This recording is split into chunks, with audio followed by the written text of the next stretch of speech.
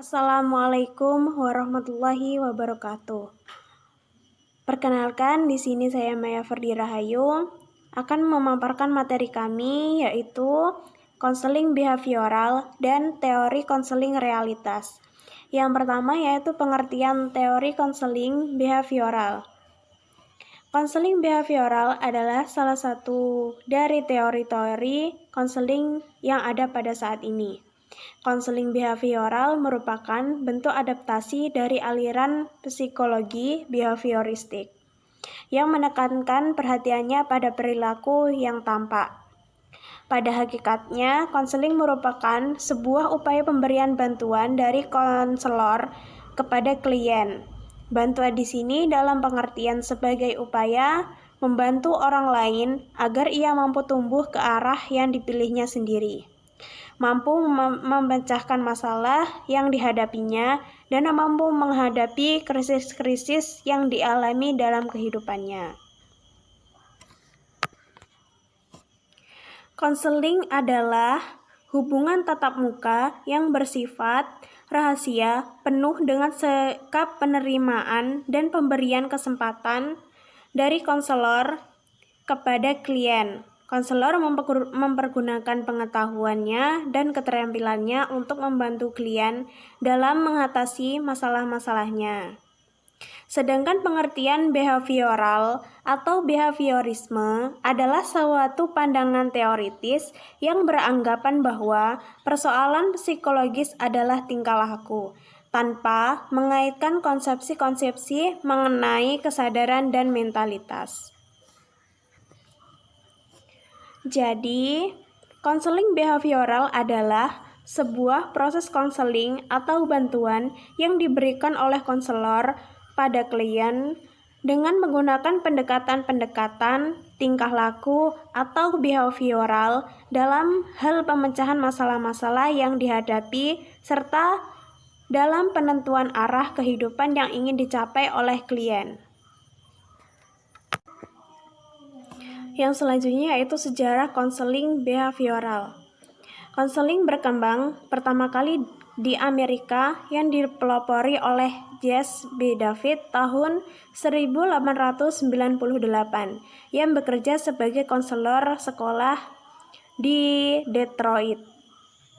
Banyak faktor yang mempengaruhi perkembangan konseling. Salah satunya adalah perkembangan yang terjadi pada kajian psikologis. Surya mengungkapkan bahwa kekuatan-kekuatan tertentu dalam lapangan psikologis telah mempengaruhi perkembangan konseling baik dalam konsep maupun teknik. Yang selanjutnya yaitu konsep dasar teori konseling behavioral. Konsep dasar konseling adalah membantu, sedangkan konsep dasar dari behaviorisme adalah prediksi dan kontrol atas perilaku manusia yang tampak. Hal yang paling mendasar dalam konseling behavioral adalah penggunaan konsep-konsep behaviorisme dalam pelaksanaan konseling. Dalam konsep reinforcement yang merupakan bentuk adaptasi dari teori pengkondisian klasik Pavlov dan pengkondisian operan dari Skinner. Menurut Surya, menyatakan bahwa ada 3 macam hal yang dapat memberi penguatan, yaitu positive reinforcer, negative reinforcer, dan no consequence and natural stimulasi. Assalamualaikum warahmatullahi wabarakatuh. Perkenalkan, nama saya Qadar Fitria dari kelas PIOT 4 2018, NIM 1830210126. Baiklah, di sini saya akan menjelaskan tentang teori behavior. Yang pertama itu tujuan teori behavior dan fungsi peran konselor dalam teori behavior.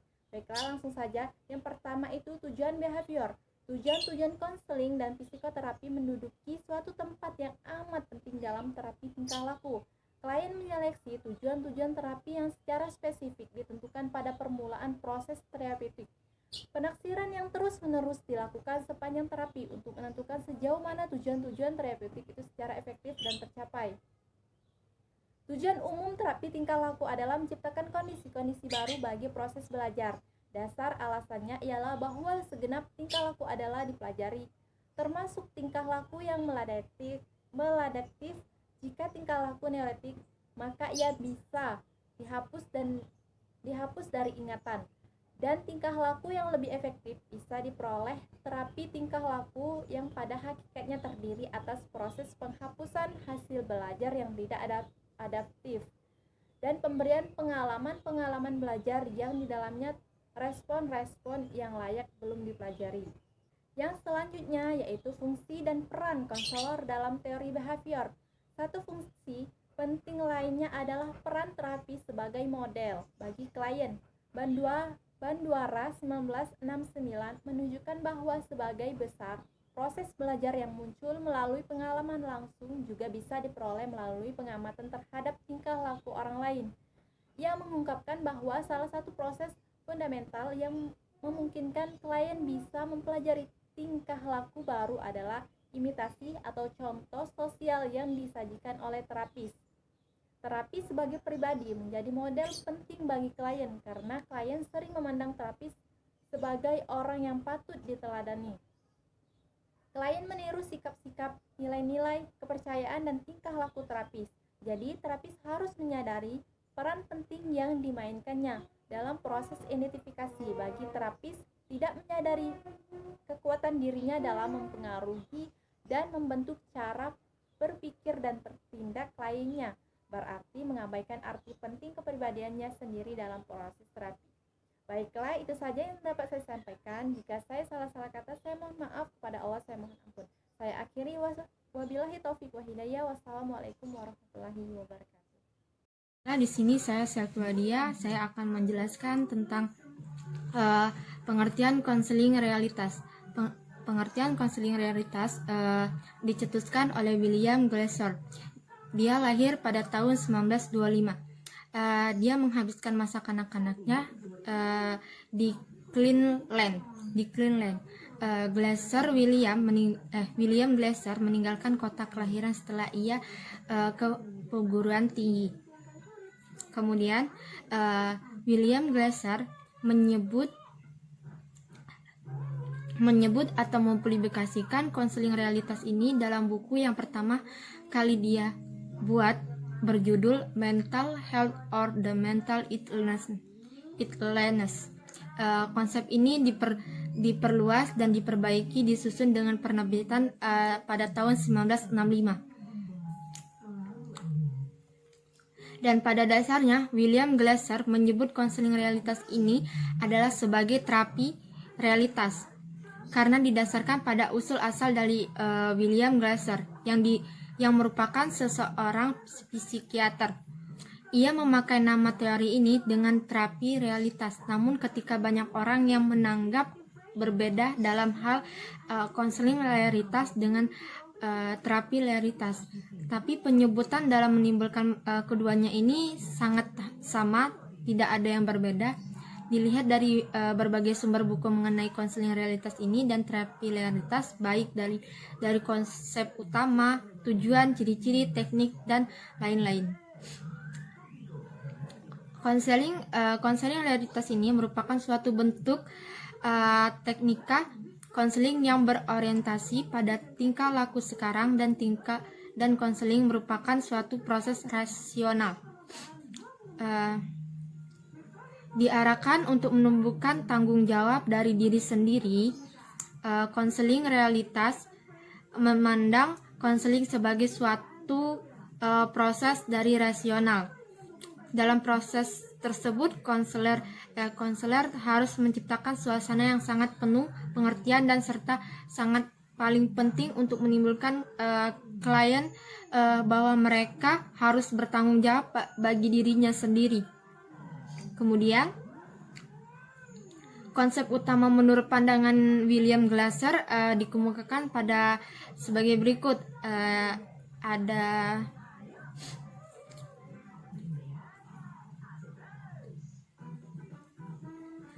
7 ada 7.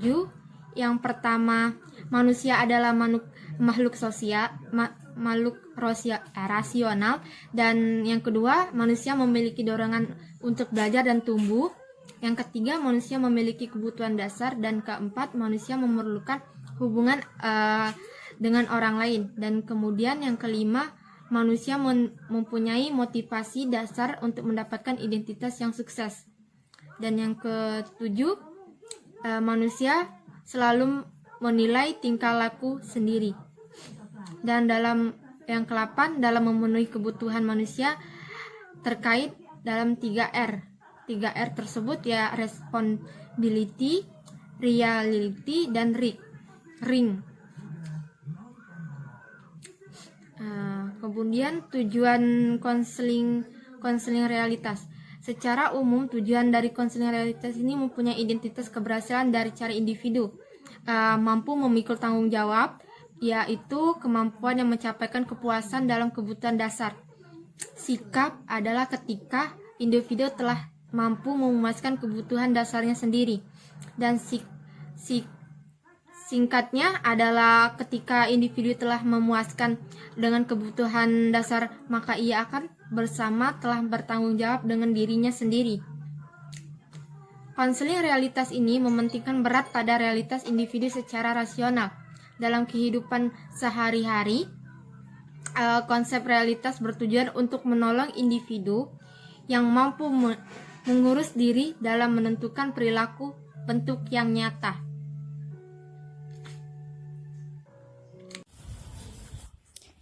Baiklah, saya di sini akan menjelaskan tentang tujuan dan fungsi dan prinsip dalam konseling realitas. Tujuan konseling realitas yaitu menitik beratkan pada realitas individu secara optimal dalam kehidupan sehari-hari. Konsep realitas bertujuan untuk menolong individu agar mampu mengurus diri sendiri dan dapat menentukan perilaku dalam bentuk nyata. Mendorong klien agar berani bertanggung jawab serta memikul segala resiko yang ada. Tujuan dari konseling yaitu mampu mendapatkan jati diri dengan cara seseorang mampu membawa tanggung jawab terhadap kebutuhan dasar pada diri individu itu sendiri. Dengan kata lain, jika seseorang sudah dapat menyelesaikan kebutuhannya sendiri dan merasa puas, berarti dengan tanpa sadar individu tersebut sudah bertanggung jawab terhadap dirinya sendiri. Selanjutnya, peran dan fungsi konselor. Peran konselor yaitu tugas dasar konselor adalah melibatkan diri dengan klien dan kemudian membuatnya menghadapi kenyataan. Glasser merasa bahwa ketika konselor menghadapi para klien, dia memaksa mereka itu untuk memutuskan apakah mereka akan atau tidak akan menempuh jalan yang bertanggung jawab. Konselor tidak membuat pertimbangan-pertimbangan nilai dan keputusan-putusan bagi para klien, sebab tindakan demikian akan menyingkirkan tanggung jawab yang mereka miliki. Fungsi konselor menurut Brammer dan Shostrom tahun 1982 yaitu dibagi menjadi 3. Yang pertama, pendidikan yang ditempuh, yang kedua kompetensi, dan yang terakhir waktu konseling yang diselenggarakan. Maksud dari pendidikan tingkat pertama yaitu konselor kependidikan yang berakar profesional lebih luas dalam bidang mengajar dan mungkin bekerja sambilan dalam bidang konseling atau lebih banyak sebagai perencana pendidik. Fungsi konselor tingkat ini terutama memberikan layanan informasi dan nasihat sehingga mereka lebih sering disebut sebagai penasihat. Yang kedua yaitu tingkat kedua, ialah konselor yang profesional, terutama di dalam pendidikan dan secara umum telah menyandang gelar master atau spesialis dalam konseling. Fungsi konselor pada tingkat ini adalah menangani permasalahan konseling sekolah secara luas, terentang dari pemberian informasi sederhana tentang perguruan tinggi. Masuk ke dalam ketiga. Fungsi konselor yang ketiga yaitu meliputi psikolog klinis, konselor sekolah atau perguruan tinggi. Konselor pada tingkat ini secara umum berpengalaman di dalam posisi-posisi pendidikan. Akan tetapi, latar belakang pendidikan profesionalitas mereka terutama bidang psikolog, kerja sosial, psikiater, dan kedokteran. Bagi Brammer dan Sjöström, pengelompokan konselor ke dalam 3 tingkatan tersebut tidak menunjukkan perbedaan tingkat status masing-masing, melainkan ditekankan pada tingkat fungsional. Dengan kata lain, setiap tingkat tidak menggambarkan derajat paling tinggi dalam keahlian atau terbaik dalam penyelenggaraan bimbingan dan konseling, melainkan semata-mata menunjukkan dasar pijakan disiplin ilmu mereka sebelum terjun dalam bidang konseling profesional. Baiklah, hanya itu saja. Saya ucapkan terima kasih.